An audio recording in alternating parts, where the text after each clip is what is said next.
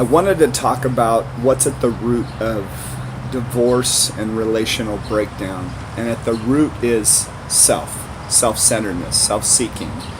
And a lot of times what we count as love isn't really love. It's more love of self. It's not the love that God teaches and that we've experienced through Him, and as how He intended it to be. I'm going to read, I have a men's ministry, and so my focus usually is on men, about them understanding their identity and understanding the love of God in their life that sets them free to be able to love unconditionally rather than conditionally. But we come into the world apart from the love of God, so we're always searching and striving for love and acceptance. There's a Hebrew word called ahava, which is love, but it's like the deepest kind of love, because it's both to give and love, right? It's about us giving. Listen to this. This is in Ephesians 5, and this has to do with men. Husbands, love your wives just as Christ loved the church and gave himself up for her, to make her holy, cleansing her by washing with the water through the word, and to present her to himself as a radiant church without stain or wrinkle or any blemish, but holy and blameless, right? So it's I was thinking about something in first 44 years of my life. I used the word love. I used I love you unconditionally, and yet there was always conditions. And it was mainly rooted in me. I'm looking for you to make me happy, to make me complete. That's not love. That is self. And I was thinking about something. I was talking to my dad the other day, and he loved my mom unconditionally.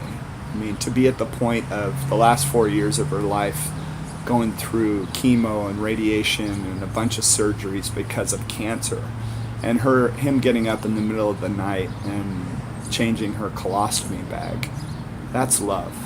That's ahava. Something so much deeper than the Hollywood idea of what love is, that somehow Jerry Maguire, that you're going to complete me.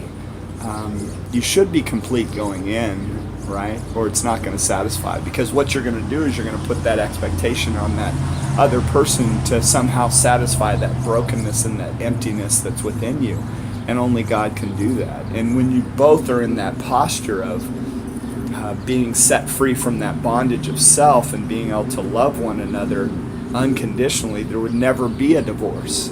There would never be a relational breakdown, because you've laid down your self-life. And in laying down of the self-life, now all of a sudden, it's just not, you won't have any relational breakdown. I mean, there's circumstances and stuff that are going to come into your life that are going to cause problems. But if self-centeredness is there, we're always going to struggle, because we'll be comparing ourselves to others and all that stuff. But it's about you understanding who you are and experiencing the love and acceptance of God and being set free from the bondage of self. Then you're finally able to love unconditionally for the first time. He gives us the example of with our children to give us a glimpse of how it's supposed to be, just as He loves us unconditionally, right? Now all of a sudden we're able to, when we've been filled with the Spirit, we're able to love others unconditionally. Gives us a glimpse with our children, because even before I believed, there was that unconditional love that we have with our kids, that no matter what they do, it won't, even though we're disappointed, the love won't change. And that's how He is with us. But we can actually come to the end of ourselves and become love, and then be able to love unconditionally.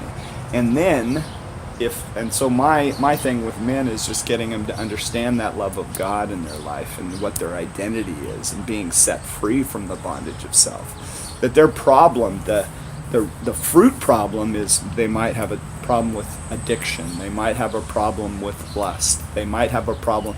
Those are the fruit issues, but the root issue is that they're self-centered by nature. So if we can deal with the root, the fruit will become good, right? Then they're able to love unconditionally. Anyway, God bless you all. Experience the love of God and become love. And then you'll be able to love unconditionally. God bless.